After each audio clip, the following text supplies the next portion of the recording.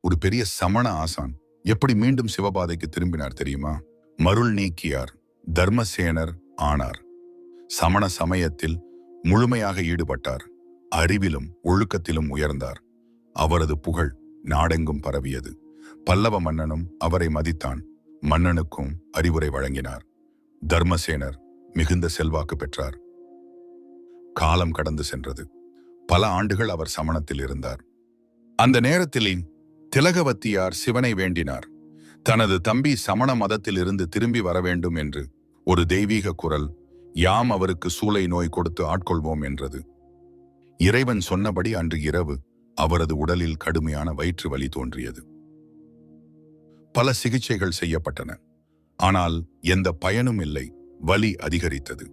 அவர் மிகுந்த துயரம் அனுபவித்தார். திலகவத்தியார் வந்து அவரை ஆறுதல் கூறினாள். திருவதிகை சிவாலயத்திற்கு வா, சிவபெருமானை வேண்டிக் கேள். அவரது வாழ்க்கையின் மிகப்பெரிய திருப்பம் இப்போது தொடங்குகிறது.